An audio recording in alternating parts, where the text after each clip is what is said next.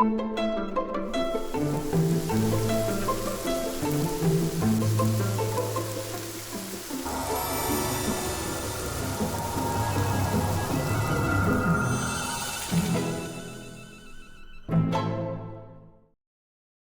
and welcome to my channel, The Storyteller's World, where I talk about different aspects of writing, including film and novels and so on. In my last video, I talked about what it's like to work on two different movie scripts of two different genres at the same time, and how that could be a little bit challenging, but with the method of creating your story beats first, it can be a little bit easier.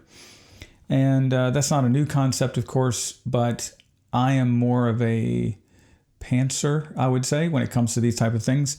So I have decided to take a more analytical approach and to this process and just see where it goes. So what I wanted to talk about today is something that looks insane. This list looks crazy, but I think that it's a really interesting way to see your story in a way that you don't normally get to see your story. And I'm not going to lie, I'm going to say up front, I used ChatGPT to create some of this, but it's derived from my work. It's not anything other than data that's pitched back to me from my own work. So I'm just using it for data purposes only. Anyway, so if you're like me, what I have found the most difficult about writing a story is, you create all of your through lines, your threads, your A story, B story, C story. You have your protagonist, your antagonist, and your supportive roles and things like this. And you have maybe you have a good instinct about how much these characters affect the other characters, and you know what you want your characters to do through the story, what their story arc, what their character arcs are supposed to be, but you're just relying on what's inside of your head. And once you write this on the script, it's still a little bit difficult because you don't know how much of the emotion is trapped in your own mind versus what you've been able to convey in the script. So you're reading it with your own bias, so to speak.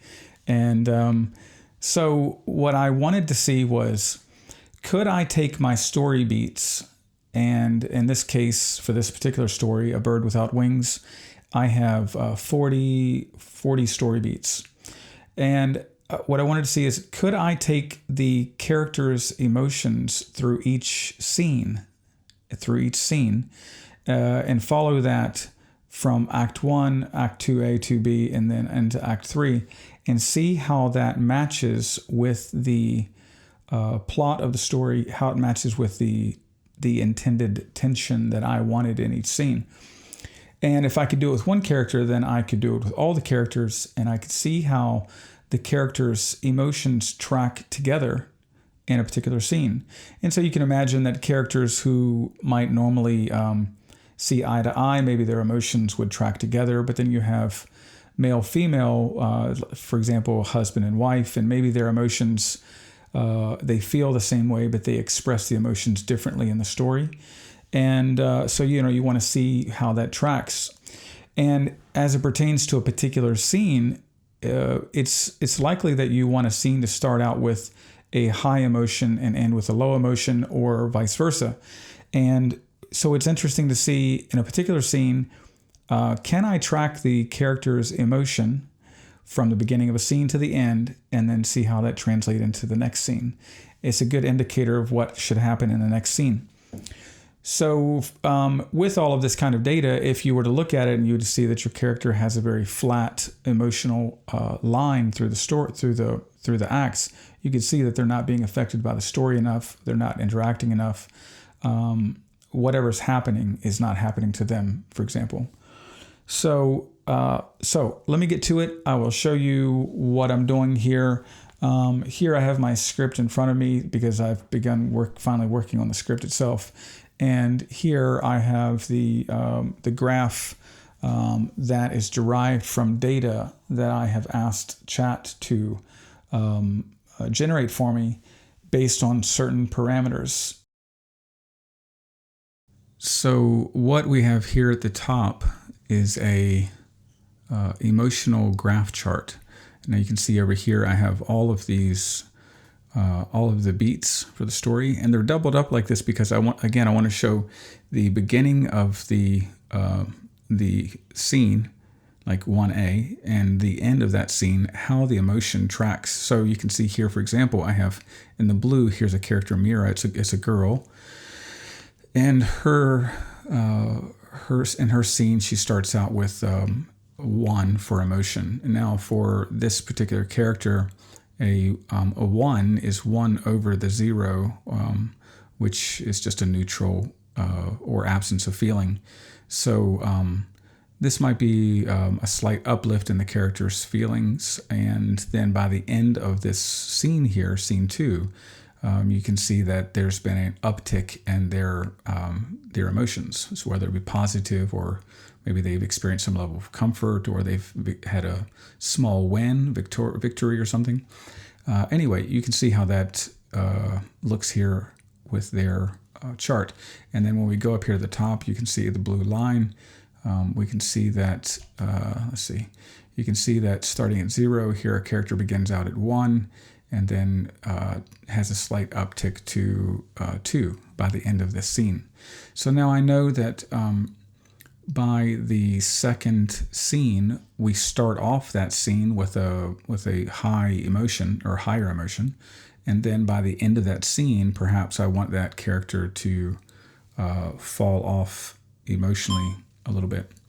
So now we can also see that this blue line correlates with this green one, this character here, and again, I can go up here. Here's Sam. He's the grandfather in the story, and if we go to the chart here, we can see that Sam starts off with a leveled out neutral emotion at the beginning of the scene, and that's probably that's due to the fact that this character they're not off camera, but there's no we don't have a headshot of the character yet, so we're seeing some actions, but we're not seeing the character's emotions, and then by the end of that, there's a feeling of an uptick in their emotion. But you can see how that mirrors the other character here, his granddaughter. And so if we track that across the scenes here, we can see that these two characters are very closely linked in their emotions. And this is due mostly to the fact that the grandfather is heavily invested in his granddaughter's success or victory over childhood leukemia, and he's with her each step. So we can follow this and see how you can, probably imagine by the midpoint here what is happening, because we can see that the characters fall off dramatically. The red line is the father, the yellow line is the mom, and so we can see that all 4 characters have, by the midpoint, they've just crashed into a -5, which is the lowest on my chart, which represents, if you look here at the interpretation, it's a collapse or devastation, total loss, grief, or existential crisis. And we can see it reflected very well here. Now, these emotions are based off of the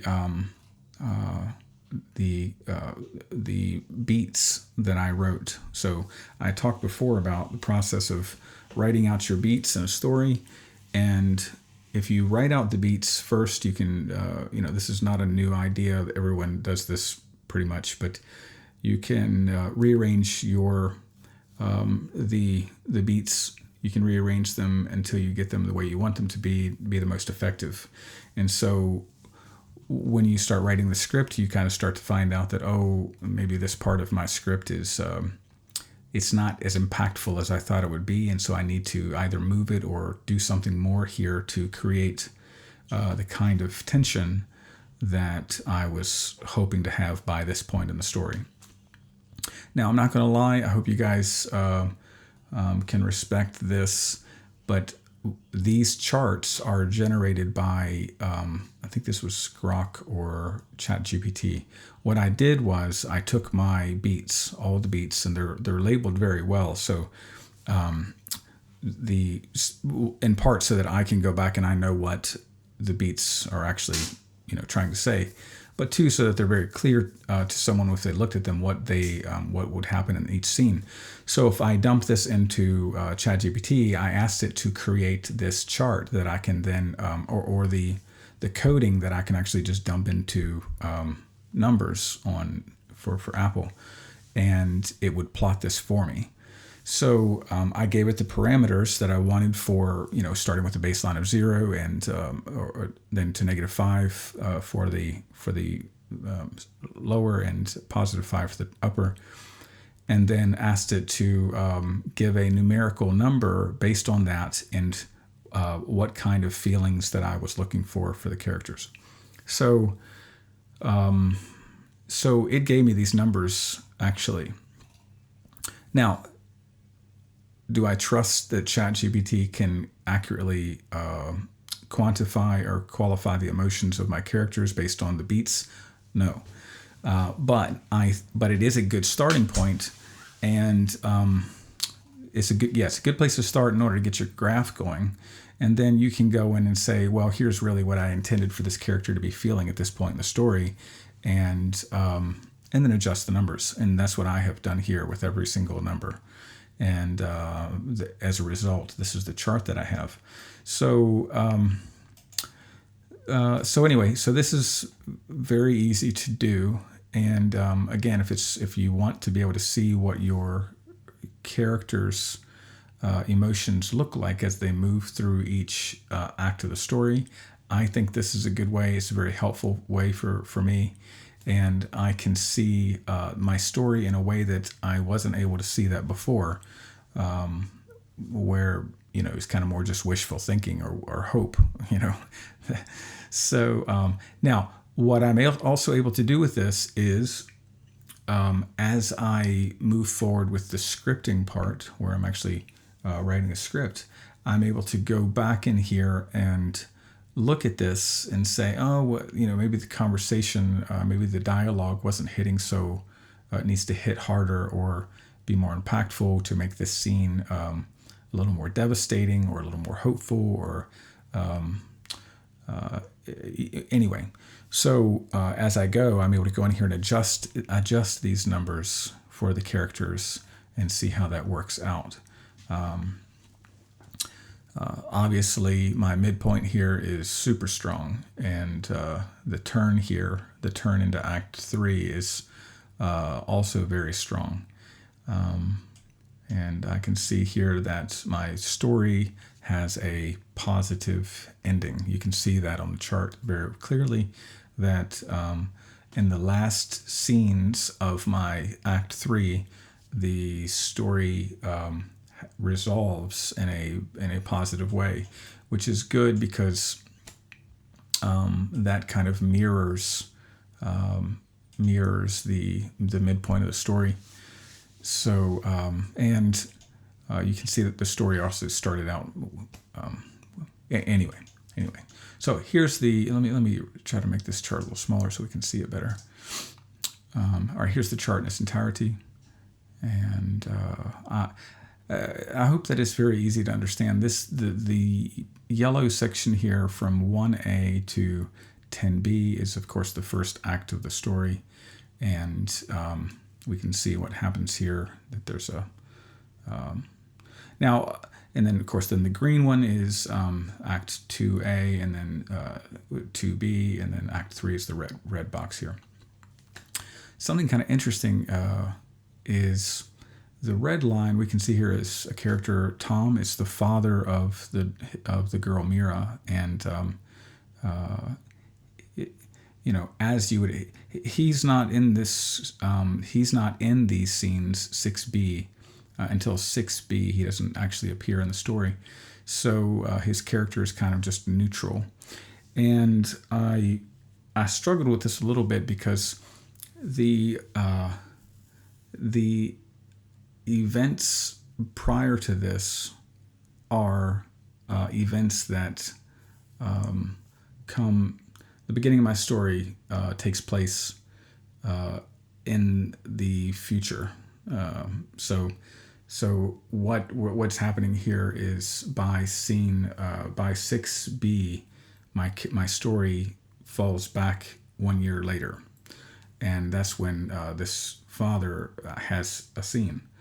So I don't know. I could have put in or assumed the father's feelings here and just written in, maybe the father has this -1 feeling for all of those scenes, but I didn't think that was necessary. So starting with 6b, I can track his emotions. And his emotions, you would think, maybe a person that just watches film, maybe that doesn't write, might assume that the father's emotions would track with the mother's, especially if the daughter has leukemia, that those emotions would track very similarly. And in fact, I really had to pay close attention to this because the way that men deal with stress, the way that they emote their anger, their hope, all of these things are demonstrated differently. And so they should not track very similarly with say the mother's emotions and how she would show on screen. So as you would imagine, the father is maybe more distant feeling. His emotions are more reserved. He has sudden breakdowns of emotion where he, maybe he explodes. I asked chat to give me an assessment of where I might find the strengths, what scenes, and weaknesses, and things like this. And it assessed those for me. Again, maybe this chart is something I can delete later. Maybe I don't really need it, but it's sometimes helpful, I think, to get a different perspective on what you're doing. I'm not in any way asking for advice here from chat. I'm just simply saying, based on what I'm presenting you, can you give me a detailed description of what you think I'm presenting? And it's either it's something I can use or I can just discard. But again, I wanted to show you this chart because I thought this was very helpful. And if you have any questions about this, please feel free to comment. And hopefully this was helpful in some way. All right, well, that's all I have for now. So anyway, hope you enjoyed it, and take care.